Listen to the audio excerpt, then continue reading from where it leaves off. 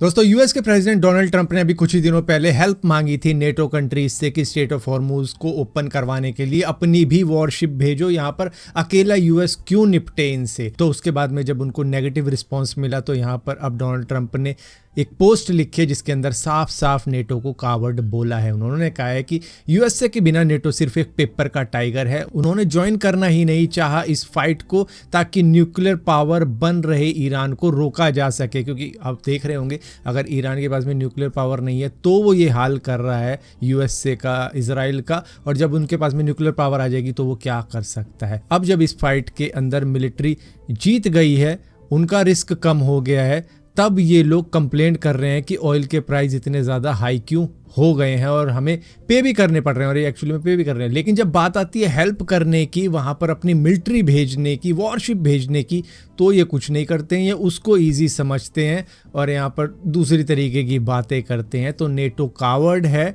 और इसको हम हमेशा याद रखेंगे। जिस तरीके की चीज़ इन्होंने इस वॉर के अंदर करी है हमारे साथ में, जो बात हुई थी नेटो की, वो तो इन्होंने बिल्कुल भी नहीं करी साथ देने की। तो ये याद रखेगा यूएस, उन्होंने ऐसा कहा है। लेकिन नेटो का जवाब ये है कि ये वॉर स्टार्ट करने से पहले आपने हमसे कंसल्ट नहीं किया था, हम डायरेक्ट वॉर में इन्वॉल्व नहीं हो सकते हैं इस तरीके से। और डी एस्केलेट करने के लिए वो कह रहे हैं कि भैया आप टेंशन कम करो, ना कि वॉर ज्वाइन करवाओ आप हमसे।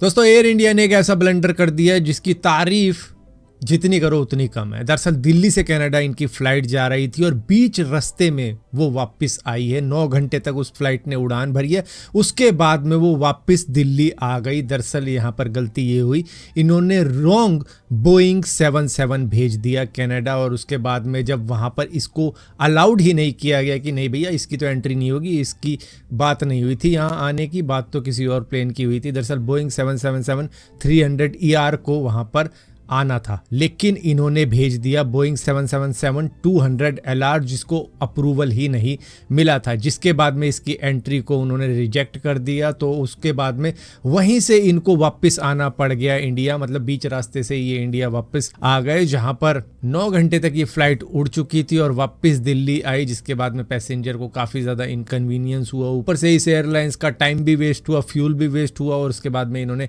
अपॉलॉजी भी मांगी और होटल भी कराया अपने पैसेंजर को और अल्टरनेट फ्लाइट का अरेंजमेंट भी करवाया। तो इस तरीके की बड़ी गलती कर दी कि मतलब पैसेंजर सोच रहे थे जब कुछ ही घंटे में पहुंचने वाले हैं कनाडा, वो वापस दिल्ली उतार दिए गए। दोस्तों लोगों को लगता है कि रेलवे ट्रैक और रेल्स तो पब्लिक प्रॉपर्टी है तो उसके साथ हम कुछ भी कर सकते हैं, लेकिन यहाँ पर पुलिस ने एक लड़के को अरेस्ट किया है जो कि 22 साल का है, जो कि वंदे भारत ट्रेन के ऊपर पत्थर फेंक रहा था। दरअसल ट्रेन चेन्नई से कोयम्बटूर जा रही थी, जो कि 100 किलोमीटर/आवर की स्पीड से चल रही थी। ये विलुपुरम के आसपास जब पहुंचती है तो वहाँ पर एक लड़का ट्रेन के साइड में पत्थर मारने स्टार्ट करता है।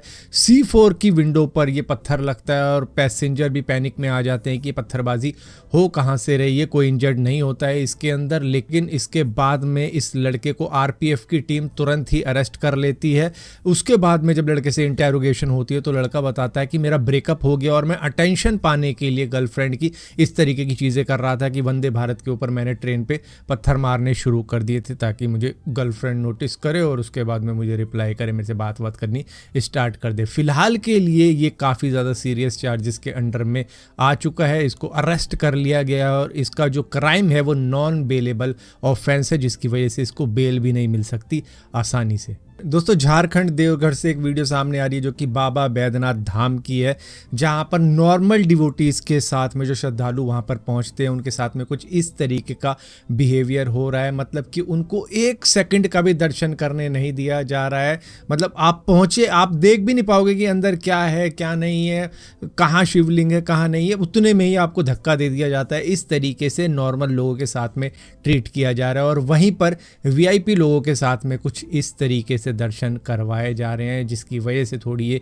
एक कंट्रोवर्सी बनी पड़ी है कि ये क्यों इस तरीके का ट्रीटमेंट है कि जब कोई VIP आता है तो उसके बहुत ही स्मूथली दर्शन करवाए जाते हैं, और जब कॉमन लोग होते हैं 3-4 घंटे लाइन में वेट करके भी इस तरीके के दर्शन करते हैं। ठीक है भाई, 4-5 घंटे हम भी लाइन में खड़े हुए हैं, 8 घंटे भी लाइन में खड़े हुए हैं, लेकिन फिर भी अंदर जाते हैं तो एक स्मूथ दर्शन होना चाहिए। जिस बंदे ने इतनी ज़्यादा मतलब देर तक खड़े होकर मेहनत करी है उसको कम से कम 10 सेकंड तो वहाँ पर हाथ जोड़ने दो, उसको वो तक करने का मौका नहीं दिया जाता, सीधा ही इस तरीके से पुश किया जा रहा है, जो कि इस वक्त में काफ़ी ज़्यादा मतलब अच्छा नहीं लग रहा है लोगों को देख के, क्योंकि जब वीआईपी वहाँ पर पहुँचता है, जैसे कि मनोज तिवारी जी पहुँच गए, तो कितनी आराम से इन्होंने स्मूथली दर्शन कर लिए, कोई इनके लिए लाइन नहीं थी, कोई कुछ नहीं था। और मैं ये भी बता सकता हूँ कि इनको धक्का मुक्की तो छोड़ो, ये अंदर तक गए होंगे, शिवलिंग के पास में बैठ के इन्होंने पूजा करी होगी। इनके साथ में इस तरीके का ट्रीटमेंट, और जो लोग वोट करते हैं इन लोगों को, उनके साथ में इस तरीके का ट्रीटमेंट किया जाता है।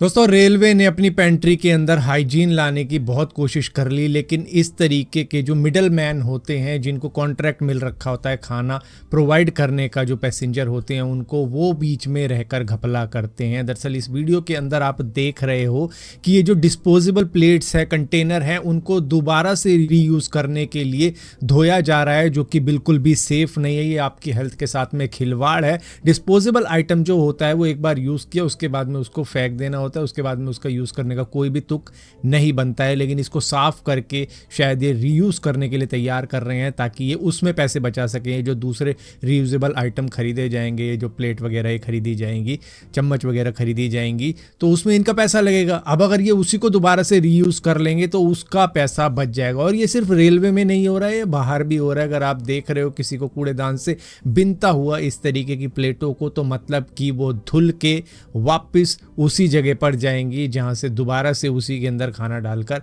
आपको दिया जाएगा। तो ये बहुत ही मेजर हेल्थ कंसर्न है। अगर आप डिस्पोजेबल प्लेट वगैरह में खाते हो तो ये मेक श्योर करना कि वो फ्रेश हो, नई हो, ऐसा ना हो कि उसको दोबारा से रीयूज़ किया जा रहा है।